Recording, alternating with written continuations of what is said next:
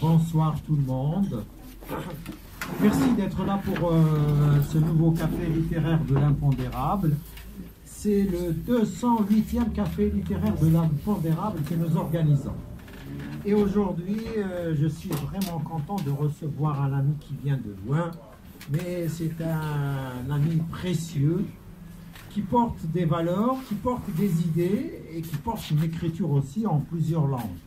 Donc j'ai l'honneur et le grand plaisir de recevoir Nassar Ouabou qui nous vient du Costa Rica. Nassar, marhaba, ici, quel suffit. Merci, Tanoumir. Je suis très heureux et très honoré d'être ici parmi vous. Merci Youssef pour l'invitation. Et merci à vous honoré de votre présence. Je me sens vraiment très honoré, très content. Merci. Et mon ami, mon frère Nassar, tu es chez toi, hein, tu es à Paris, mais tu es chez toi. Là, c'est une famille, l'impondérable. Hein. Donc, Nassar, tu as écrit des livres, malheureusement que je n'ai pas lu parce que tu les as ramenés et tu nous les as dédicacés, merci. C'est en langue espagnole, n'est-ce pas? Exactement. Donc, en petite traduction, d'après ce que tu m'as expliqué, on peut dire que l'un d'eux, ça serait un peu sans toi ni voix. C'est les enfants de la rue, d'accord? Oui, sans toi ni voix. Voilà. C'est une bonne chose, ça veut dire les enfants. Sans toi ni voix. Et voilà. Tu peux nous dire un petit peu... Donc ça c'est le premier roman que j'ai publié en espagnol et l'idée de ce livre est née au coin d'une rue. J'étais en train de prendre un petit café avec des professeurs universitaires et un enfant est passé. Il vendait des stylos, des crayons. Et j'ai demandé à un de mes collègues c'est quoi ça? À cette heure-ci, il devrait être à l'école. Ah, il m'a dit ça, et son niño de la calle, c'est un enfant de la rue. Et depuis ce jour, j'ai continué de travailler ce thème sur les enfants de la rue ou les enfants dans la rue. Et l'OIT, l'Organisation internationale du travail, a un programme qui s'appelle Programme pour l'éradication du travail des enfants. Et notamment des enfants marginalisés. Ils m'ont donné beaucoup d'informations, beaucoup de documents. Et je voulais au début écrire un essai. Je voulais faire une recherche et écrire un essai. Mais un jour, un enfant est passé. Je lui ai dit, écoutez, gardez votre crayon et je vous donne un peu d'argent. Je lui ai payé un sandwich. Il a pris le sandwich et il m'a dit, esto escribe mejor. Ce crayon écrit mieux. Et c'était en 2003, il s'appelle Beto. Bien entendu, j'ai changé le nom. Et le soir même, j'ai commencé à écrire son histoire. J'ai bien compris le message de l'enfant en m'offrant un crayon, il écrit mieux.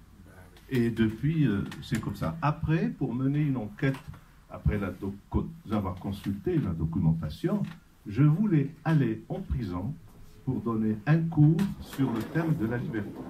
Au Costa Rica, on invente des mots. On n'appelle pas les prisonniers officiellement. On les appelle privados de libertad, les privés de liberté. Alors j'ai demandé à mon université, est-il possible de donner un cours gratuitement aux privés de liberté sur le thème de la liberté? On ne va pas vous mettre en risque, c'est très compliqué.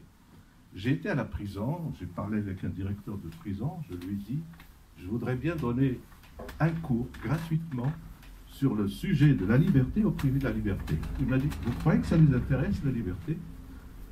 Alors, peu à peu, un jour, il y avait un étudiant qui vendait des nounous et il m'a dit, c'est pour aider les prisonniers. Ah, là, il y a elle. Je lui ai dit, comment puis-je être sûr que cet argent allait arriver? Il a dit, c'est ma maman qui s'en occupe. Est-il possible d'être en contact avec la maman? Suite, pas de problème, il m'a donné son numéro. Le jour même, à 5 heures de l'après-midi, j'ai été en prison pour prier. C'était pour une aide spirituelle. Alors, j'étais avec 2 dames. Suite à cela, j'ai acheté cette croix. Je me suis déguisé en prêtre et je suis retourné après à la prison. Alors là, je m'explique pourquoi ce déguisement. Parce que j'ai fait des visites dans des prisons comme ça pour faire une enquête. généralement, quand il voit un chercheur, un professeur universitaire, il présente tout joliment. Par contre, quand vous venez comme quelqu'un qui vient pour prier, pour une aide spirituelle, ça va. La première fois que je suis allé avec celle-ci, bien entendu vêtue un peu différemment, le gardien de prison, il m'a dit, mais mon père, aujourd'hui, c'est pas le jour de la prière. Je lui dis, Hijo mío, todos los días son los días de Dios. Tous les jours sont les jours de Dieu. Et il y avait bien entendu le protocole, et j'ai discuté avec les enfants. J'ai beaucoup appris chez eux. Il y a un journaliste qui travaille à l'OIT qui a écrit. Je vais vous traduire. Généralement, c'est la deuxième édition. Ceux qui écrivent savent que ces extraits sont choisis par l'éditeur. Et généralement, on parle bien du livre. Voilà ce que dit le journaliste espagnol dans l'article publié en 2008 de l'OIT. Sin vos ni techo da vos abeto, sans toi ni voix, dans la voix abeto, déshérité du système, habitant le quartier paria. Il raconte à la première personne les pénuries de l'enfant, de la rue ou dans la rue, qui est stigmatisé, rejeté, à qui on a refusé toute opportunité et à qui tout simplement on a interdit l'enfance. Je me suis renseigné par la suite. En Amérique latine, il y a plus de 10 millions d'enfants de la rue et malheureusement, on les trouve un peu partout. Même quand je suis allé au Népal aussi, on les voit un peu partout.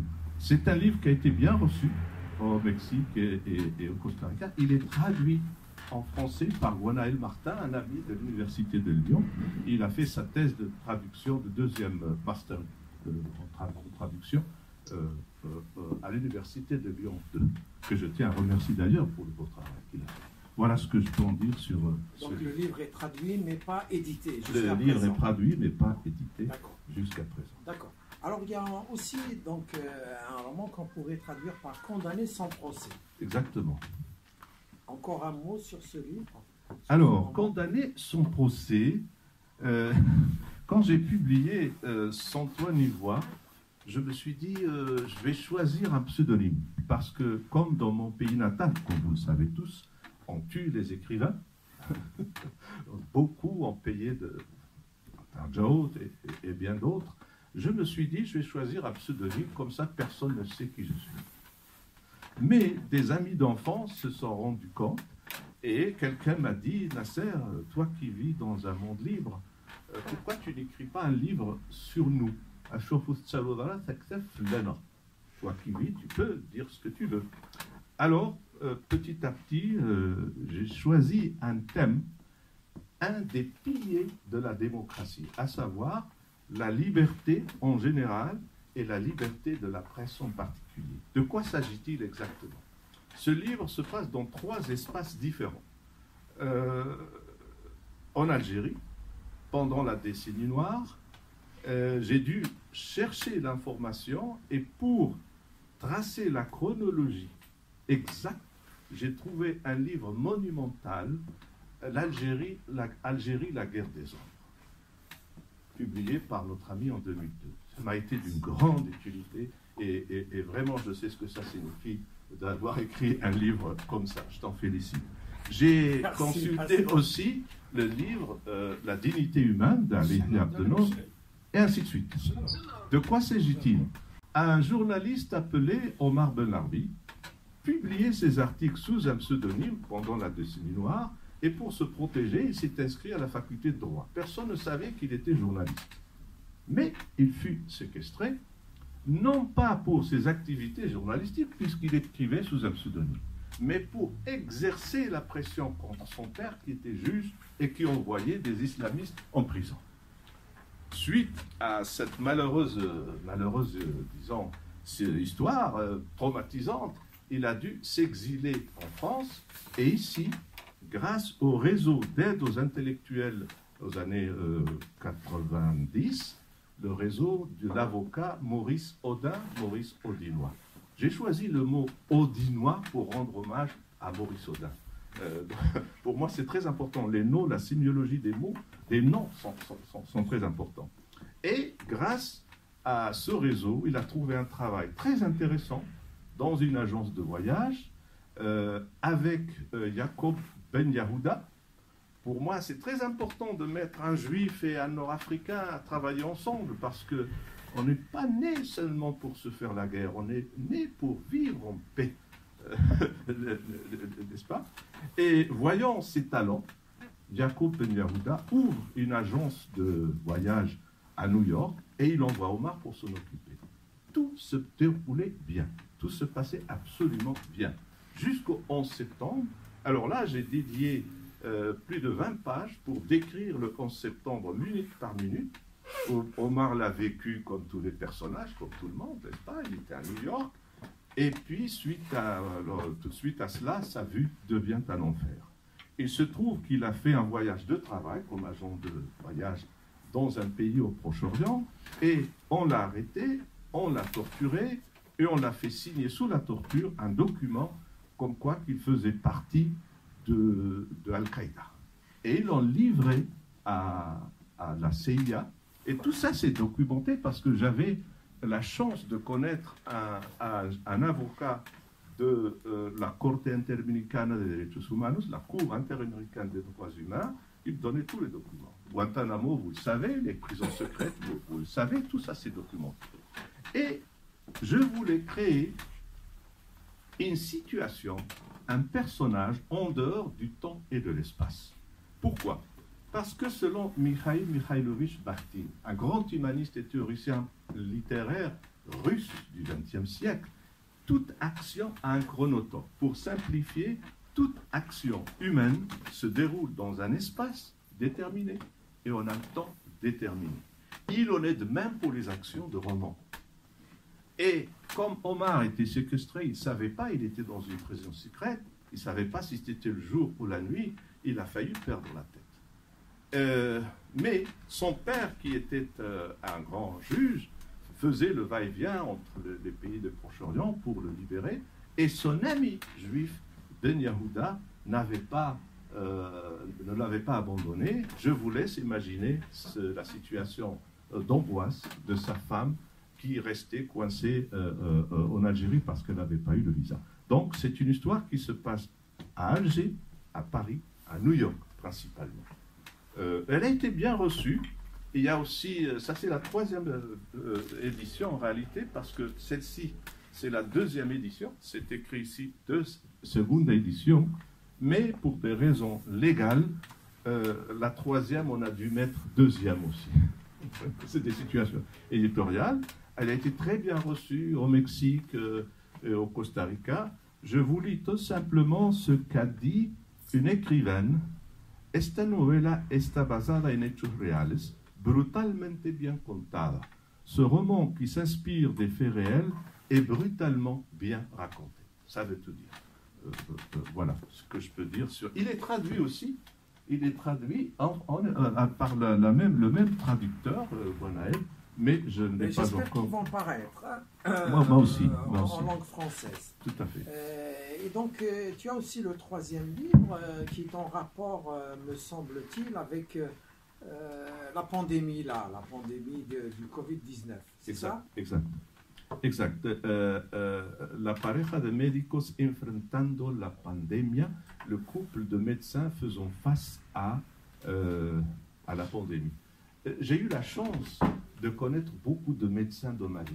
Un de mes meilleurs amis au Costa Rica, presque depuis notre famille, c'est le docteur Luis Diego qui nous a quittés l'année dernière. C'est une amitié de plus de 30 ans. Et grâce à lui, j'ai connu ma fille est médecin, mon frère est dentiste. C'est-à-dire, dans mon entourage, il y a beaucoup de médecins. Je connais plus de médecins que de professeurs de philosophie. Et pendant la crise Covid, j'ai eu l'idée d'écrire une nouvelle d'une dizaine de pages publiée au Mexique.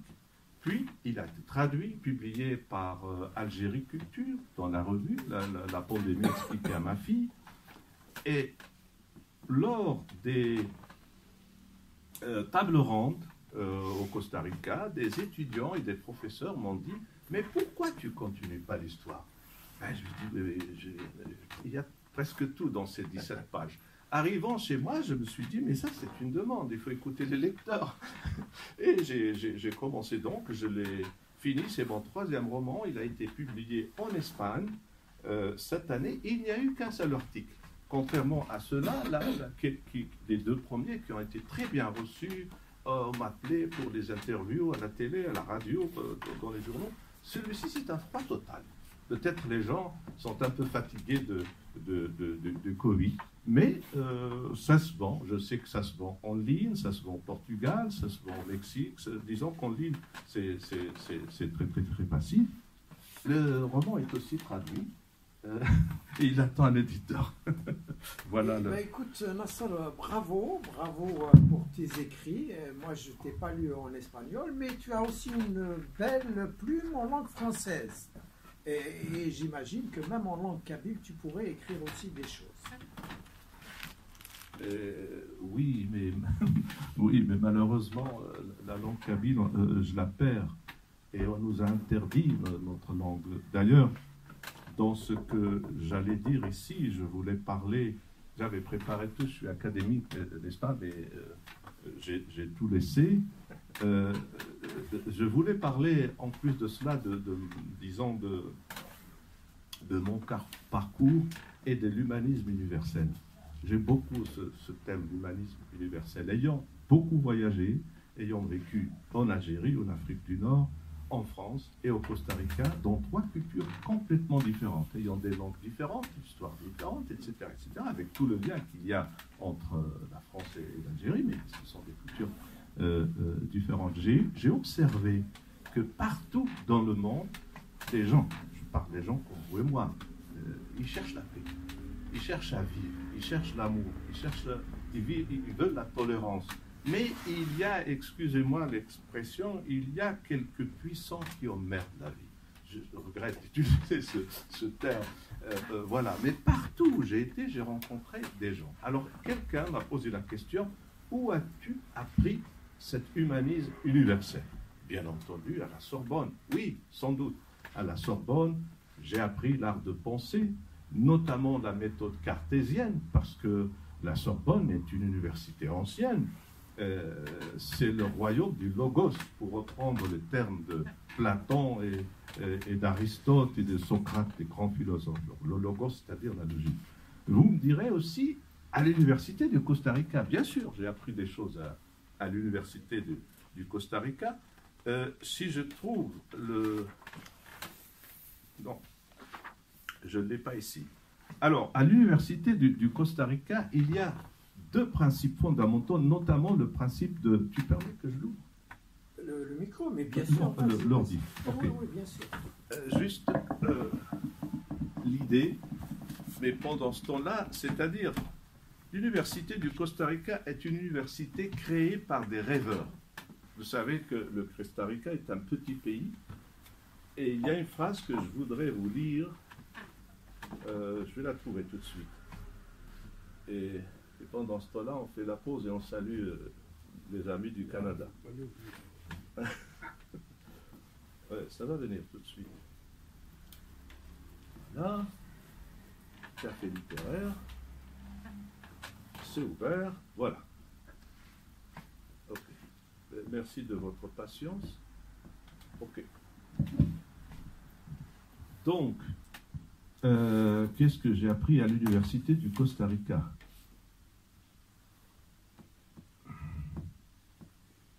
À l'université du Costa Rica, j'ai appris notamment la tolérance et la sacralité de la liberté. Il y a ce qu'on appelle la libertad de cátedra. Et en honneur à la vérité, j'ai participé à plus de 300 activités culturelles à l'Alliance française, dans des universités, dans des écoles, dans des cafés littéraires. Jamais une autorité quelconque nous a censurés. On nous dit, avez-vous besoin de quelque chose? Vous réservez, vous organisez. Naturellement, chacun est responsable de ce qu'il dit.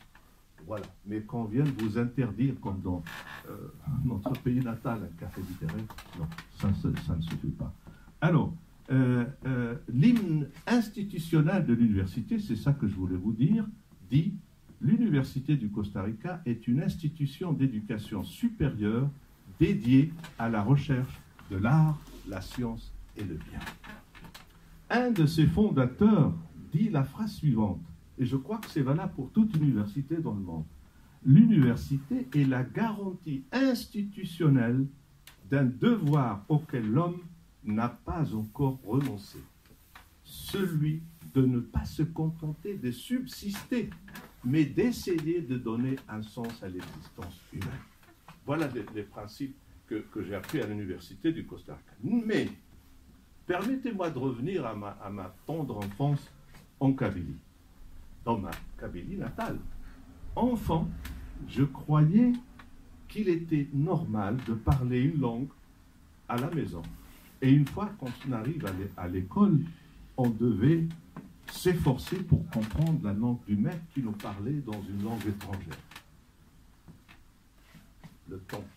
Avec le temps, avec les années, ayant beaucoup voyagé, j'ai découvert que ce n'est pas seulement notre situation, mais c'est la situation de beaucoup de peuples autochtones.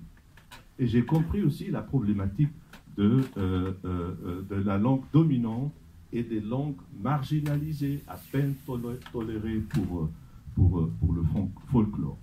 Alors, comme on nous a imposé un système éducatif qui faisait, et quand je dis système éducatif, pas seulement l'école, la télévision, le discours officiel, tout était pour nous écraser, tout était pour falsifier notre identité, éliminer notre langue et faire de nous ce que nous ne sommes pas. Et pourtant, je suis là. Et pour ma part, si je suis là et je suis fier de ce que je suis, c'est grâce à ma grand-mère, grâce à ma mère et grâce à mon village, que j'aime appeler ma grande famille. C'est là que j'ai appris les valeurs pendant qu'à l'école on essayait de faire de nous ce que nous ne sommes pas. Ma grand-mère me racontait des histoires berbères qui me réconciliaient avec moi-même. Donc, par la suite, j'ai trouvé que ces grandes valeurs que j'ai apprises dans le village, le respect, la tolérance, la dignité et l'harmonie. J'ai eu aussi la chance d'être, mon papa était un des sages du village. Vous ne pouvez pas imaginer à son époque, lui et les autres sages du village, comment ils veillaient sur l'harmonie, la paix, la justice dans le village. C'était comme leur grande famille. La solidarité. Absolument, la solidarité. Donc, par la suite, j'ai découvert, vous allez où vous voulez dans le monde, si vous pratiquez ces valeurs, si vous respectez les autres, vous êtes tolérant, vous respectez la liberté des autres, vous serez toujours respecté. Bravo, bravo. Merci Nassar, merci. Je t'en prie, merci à toi. Tu vas revenir à toutes ces thématiques intéressantes à travers les interventions et les questions de nos amis. Très bien. Alors, peut-être qu'on va commencer par notre ami là qui nous regarde du Canada. Azul Al-Hussi, la parole est à toi. Azul Al-Hussi. Azul Al-Hussi.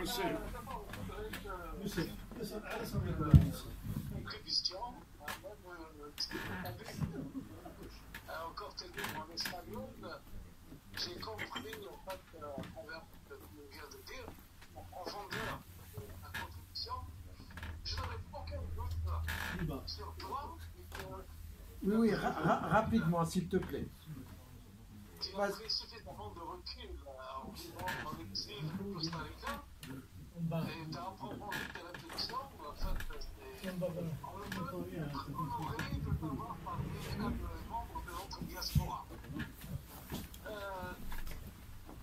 Je voudrais une petite question, en fait, par curiosité. Tu as parlé de l'humanisme universel. Allô? Oui, on t'écoute. De Vas-y, on t'écoute. l'humanisme universel. Est-ce que tu peux nous dire aussi le secret de ton pays d'adoption, le Costa Rica, qui a aboli l'armée? Est-ce qu'il y a plus d'insécurité dans ce pays, n'ayant pas d'armée? C'est quoi leur secret? Merci. Tenmer, Sahed. Très bonne question, Alors, notre Al-Hussi. ami au Canada, et il pose la question du fait que le Costa Rica ne possède pas d'armée. Voilà. نصر. تنمرت الحسين تنمرت وين يفقد الشغل لكندا وين تخدم مخدينا تنمرت مثل ذاك كيدنا avec les moyens. Écoute, c'est une très bonne question parce que le Costa Rica est l'un des rares pays qui n'a pas d'armée. Et l'abolition de l'armée date de 1948. Et ils ont la journée de l'abolition de l'armée. Alors, comment ils vivent? On m'a posé déjà cette question un peu partout. Comment vous faites? Comment font les pays qui ont des armées? Sont-ils en sécurité plus que les autres, notamment en Amérique latine? Généralement, les armées n'ont jamais rien fait quelque chose de bien pour leur peuple. Ils n'ont fait que les opprimer. Pinochet, Videla en sont les bons exemples. Alors, le Costa Rica, depuis 1948, n'a jamais eu de problème de sécurité territoriale. Bien entendu, il y a des problèmes de sécurité, disons, de vandalisme, comme dans tous les pays du monde, des vols, etc. La sécurité, cela existe. Mais je pense que le Costa Rica donne un très bon exemple, étant un pays qui a choisi de déclarer la paix au monde en disant, nous, le budget de l'armée, on va le dédier à l'éducation et à la santé. Voilà pourquoi c'est un pays qui brille pour cela. D'autres interventions? Sinon, j'ai quand même une petite remarque sur l'absence de l'armée au Costa Rica, mais il semble que le Costa Rica est un allié fidèle des États-Unis d'Amérique. Est-ce que c'est pas par rapport à ça? Est-ce que le Costa Rica peut s'opposer à l'oncle Sam? Oh, s'opposer, il n'a pas de quoi, il n'a pas de moyens. Ça c'est vrai. Il faut vraiment bien entendre. Personne. Non, il a pas. Malheureusement, tu as raison. Hein, je veux dire. Personne ne peut s'opposer à l'oncle Sam à part Poutine. Je pense que ce n'est pas de l'intérêt du Costa Rica de s'opposer à qui que ce soit. D'ailleurs, quand on voit la position... Non, c'est juste pour l'expliquer, hein, oui, ouais, mais bien oui, sûr. Oui, oui. Non, en voyant par exemple sa position actuellement à l'Assemblée Générale, je pense que c'est une position d'un pays digne qui appelle au cessez-le-feu en Ukraine, à Gaza et partout. Mais que voulez-vous qu'il fasse de plus? Un pays qui a déclaré la paix au monde. Il ne peut pas faire plus. Absolument. Mais de toute façon, moi, je suis pour que toutes les armées du monde soient dissoutes. Toutes, sans exception. Ça serait l'idéal. D'autres questions de commentaires? Oui.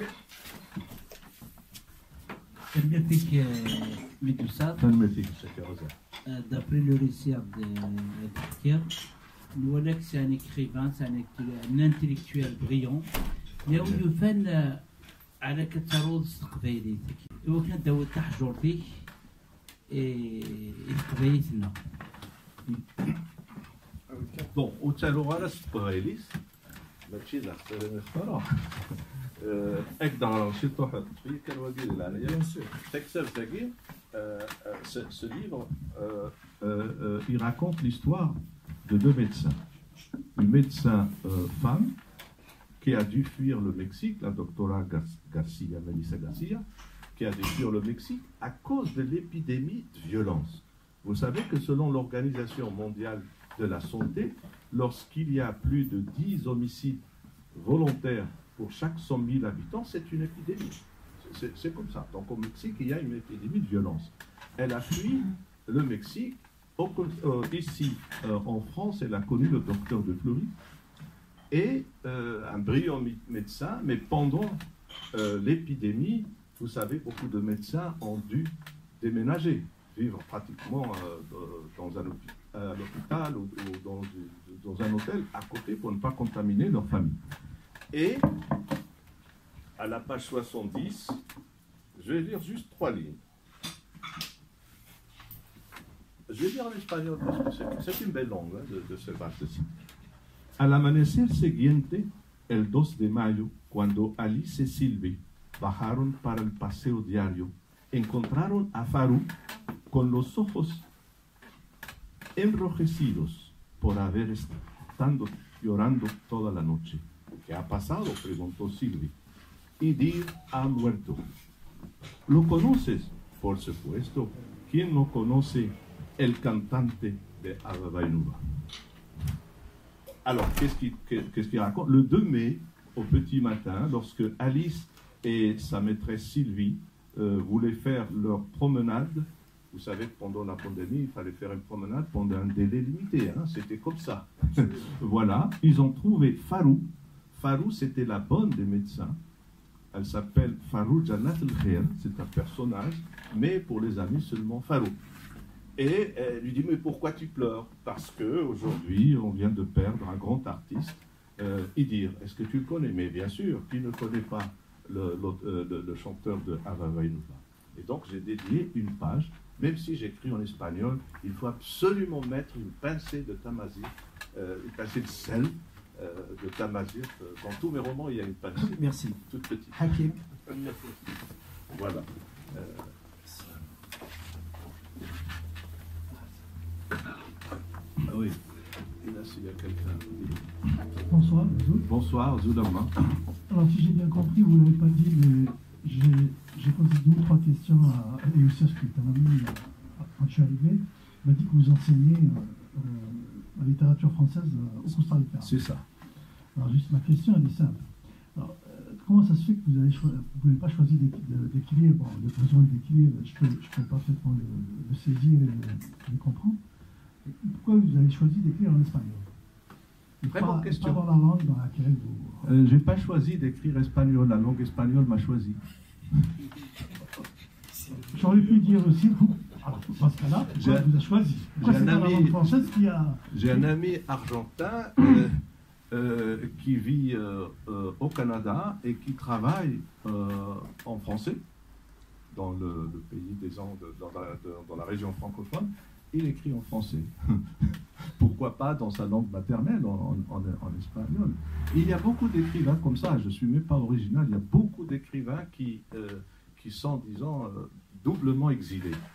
Ils quittent leur terre natale et puis la langue natale aussi. Je me sentais très à l'aise en français, je commençais à écrire en français, mais après une dizaine d'années, vivant mon quotidien en espagnol, c'est un pays de langue espagnole, le Costa Rica.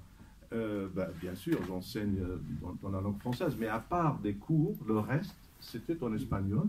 Donc, les personnages dans ma tête parlent en espagnol, et donc j'écris en espagnol. Une deuxième question, si... Oui, bien sûr. Bien sûr. Très bonne question. Très bonne question.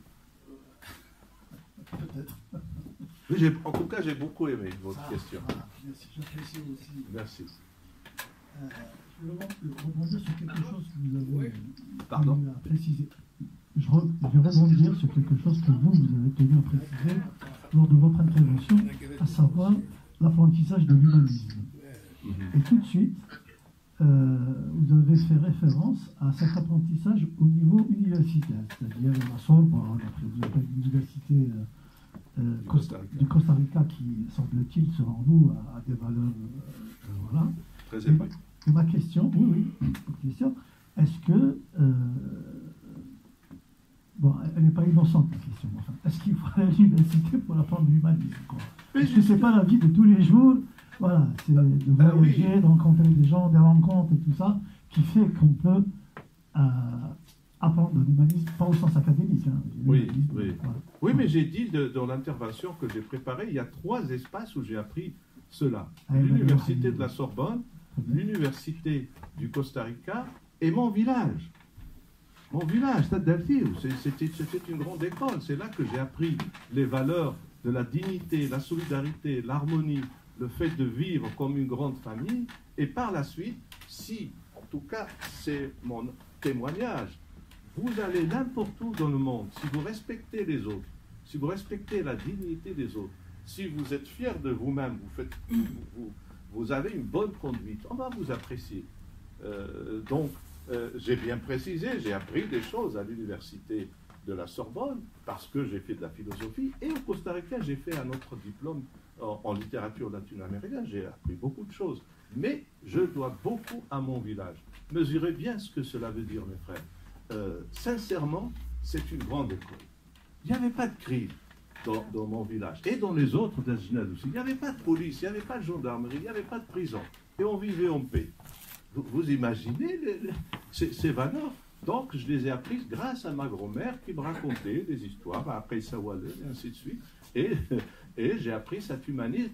Et bien entendu, Descartes a dit, je suis pas, j'ai oublié sa phrase, je ne suis pas un philosophe de bureau. Moi, je suis un grand voyageur. Hein. J'ai été au Japon, j'ai fait toute l'Amérique latine, de Sao Paulo au Brésil jusqu'au Mexique par bus. Et donc, j'ai vu les peuples vivre, j'ai vu les gens vivre. Et le fait de voyager en bus, c'est différent. C'est pas comme par avion. Là, vous avez le temps de contempler, d'écouter et de voir. Et j'étais aussi au Japon, en Corée du Sud, et au Himalaya, comme on appelle ça, oui. Et donc, je crois que l'humanisme, on l'apprend. Dans le grand village du monde. Exactement. C'est-à-dire, c'est les valeurs qu'on a apprises dans notre petit village qui nous a vu naître sont universelles. Il suffit d'apprécier le grand trésor que nous avons et qu'on veut nous enlever. C'est-à-dire le trésor de notre culture en tant qu'Amazir nord-africain. Voilà. Si tu permets, mon ami et mon frère, oui, mon frère. Je peux dire que la vie au quotidien dans la Kabylie ancienne, malheureusement, la Kabylie a subi de multiples métamorphoses, est nécessairement une grande école d'humanisme. Cette école-là, nous voyons aujourd'hui qu'on ne peut pas nécessairement la trouver ni à la Sorbonne ni ailleurs. Hein. Nous voyons tous ces grands intellectuels qui, pendant des années, nous ont bassinés avec des discours humanistes, mais au fait, ce sont tous des fascistes. Nous les avons vus récemment. Donc c'est terrible. Et mon grand regret, c'est que les jeunes générations de Kabyles ne pourront plus malheureusement vivre autant que les anciens cette école d'humanisme. Et ça, c'est terrible pour nous tous. Nous ne savons même pas l'importance de ce que nous avons perdu. Je crois que notre ami au Canada veut poser une question. Vas-y. Vas-y. Rapidement, Al-Hassi. C'est un grand voyageur et en contact avec plusieurs cultures. Je pense que sa pensée, elle résume un petit peu son itinéraire, son expérience. Il a été prendre de lui, il nous a préparé aussi avec un voyage, son escalade de l'Himalaya à l'Everest, où il a porté le drapeau, l'emblème Amazir à une altitude, je pense, qui dépasse les 5000 mètres pour la première fois de notre histoire. Je pense que c'est vraiment quelque chose de remarquable. C'est un hommage aussi, je crois, que Nasser voulait transmettre. Nous sommes un peuple humaniste, un peuple de montagne, et il adore les montagnes, justement, ça, avec l'escalade régulièrement au Costa Rica et à travers le monde. C'est quoi ton émotion, Nasser, quand tu as atteint ton objectif en Himalaya, et puis très bonne question. Vous voyez ce problème Amazir que beaucoup de monde ont vu dans un vidéo. Oh, c'est quoi mon émotion? On m'a déjà posé cette question lors de l'émission à Tekousek, et merci de la poser. Écoute, c'est pas facile d'aller à Kashustendouni. On se sent vraiment petit. Là où je suis arrivé, moi, c'est 5400, mais je suis arrivé juste au compte de base. D'abord, je me suis entraîné pendant plus de 3 ans à raison de 2 randonnées par semaine et en grimpant d'autres montagnes. Mais j'ai décidé de prendre avec moi le drapeau Amazir parce que pour moi c'est très symbolique. C'est vraiment quelque chose qui fédère toute l'Afrique du Nord, qui n'est contre personne. Je sais que certains m'ont insulté quand la vidéo a été publiée en disant pourquoi tu as pris la fascetta et tu n'as pas pris le drapeau national. J'ai rien dit contre le drapeau national, je le respecte, mais j'ai décidé de prendre le drapeau Amazir. J'avoue, et je le dis devant tout le monde, qu'après la vidéo, j'ai pleuré là. Parce que tout au long de la randonnée de plusieurs jours, de 4-15 jours, je me rappelais une phrase que ma grand-mère maternelle m'avait dite. Elle m'a dit Amir Sikir Kanaf Saoun, mon fils, regarde toujours vers le haut et tu y arriveras. J'avais 14 ans lorsque ma grand-mère est décédée, mais après j'ai réfléchi. C'est-à-dire, il faut toujours aller vers le haut. Mais là où on est, oublie-le, laisse-le. Laisse-le. L'essentiel, c'est d'être un homme de bien. Ça, c'est du humanisme qu'on approche chez nos il est présent dans le vécu quotidien de la Kabylie. Voilà, donc Al-Hussein, merci pour la question, mais ce que j'ai ressenti, c'est que je suis quand même arrivé avec 14 amis costariciens, et c'est une expérience absolument admirable, et c'est pas facile, parce que nous tous, on est habitués à nos petites commodités. Je veux dire, on se lève le matin, tu as l'eau chaude, tu as le petit café, etc. Mais là, on ne s'est pas baigné pendant 2 semaines. Et on se lève le matin pour aller se laver, on ouvre le robinet, il y avait beaucoup de neige, mais l'eau est gelée. Et il n'y avait rien du tout. Donc on apprenait à vivre avec vraiment très peu. Et il faut quand même se protéger. Alors, c'est avec ça que je suis allé au camp de base, avec ça et ça, et le pantalon aussi. J'ai tenu à venir avec le pantalon parce que c'est très commode. Tout simplement, j'avais un autre lycra à l'intérieur, ça, et un troisième dessus parce qu'il faisait moins 15 degrés. Merci pour ce voyage, hein, parce qu'en fait, quelqu'un qui écrit n'arrive pas à vraiment transmettre allez, je dirais 50% des choses qu'il a envie d'écrire, de transcrire. Après, je vois qu'il y aura sur l'œuvre, parce que j'ai vu qu'il y a eu des expériences de la rencontre avec les enfants. Donc, par l'humanisme, il est là, hein, donc c'est la rencontre avec l'humanisme. Mais il y a quelque chose juste qui me titille, j'ai envie de savoir un petit détail croustillant. Le fait d'avoir été dans une prison, pour parler de liberté, avec des prisonniers, est-ce qu'il y aurait une anecdote spécifique de voir des gens vraiment qui se sentent privés de liberté, oui, et un monde magique qui peut surprendre, même si on s'attend à beaucoup de questions? Oh, beaucoup d'anecdotes, notamment. C'est un milieu très dangereux. Donc moi, quand j'étais en prison, c'était officiellement pour prier avec 2 amis. Il fallait faire très attention, il y avait toujours des gardiens, c'était pour les aider spirituellement. La chose qui m'a le plus frappé, c'est un prisonnier. Quand il a quitté la prison, il m'a appelé, il m'a demandé de l'aide. Évidemment, je lui ai donné un rendez-vous dans un lieu public. Et je lui ai donné un petit peu d'argent. Il m'a dit, je vais te les rendre. Après, je lui ai dit, non, ne me les rends pas. Ils sont comme ça pour quelques jours. Et puis après, il m'a rappelé et il m'a dit, je suis obligé de reprendre mon travail. Je dis, c'est quoi ton travail? Voler.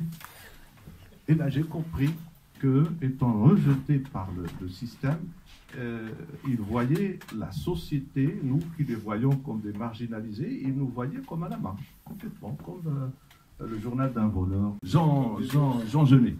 Jean Genet, voilà. Alors, l'autre anecdote, une fois, j'ai participé à une table ronde à l'université et un étudiant m'a dit, il est dans quelle prison, Beto? Alors, j'ai commencé à inventer, vous savez, les prisonniers, ils sont dans une prison, après dans une autre, et puis, etc., etc. Il m'a dit, je sais, vous ne voulez pas me dire où il est.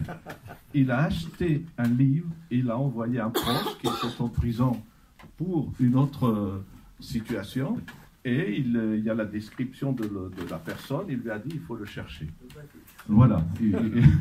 Évidemment, il n'a pas trouvé parce que c'est un personnage fictif qui reprend la situation des autres. La dernière anecdote que j'ai eue avec ce roman sur les enfants, un jour, en sortant d'un cours, un jeune m'a dit, professeur, je peux parler avec vous? Je dis, oui, bien sûr. Vous avez rendez-vous? Non, tout de suite, comme ça. Je dis, vous êtes quel groupe? Je ne suis pas votre étudiant. Ah, de quoi voulez-vous parler? De votre livre. Ah, d'accord. Alors, on est allé dans un petit café juste là, à l'université.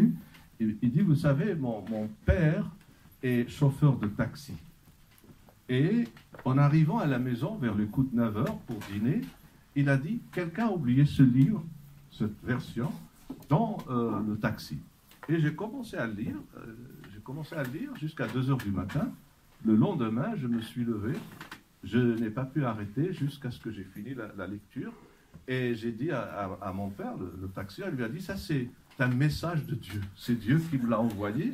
Il faut que tu le remettes dans le taxi. On fait semblant de l'oublier et quelqu'un d'autre le lise. Voilà, donc c'est une très belle anecdote. C'est ça la magie de la littérature. C'est une belle chute. Ben Nasser, merci d'être venu au Café littéraire de l'Impondérable. Merci à toi. Merci pour à vous l'invitation. toutes et à vous tous. Et on peut continuer la discussion autour d'un verre. Bien sûr. Tanwir. Merci beaucoup, Tanwir. Merci.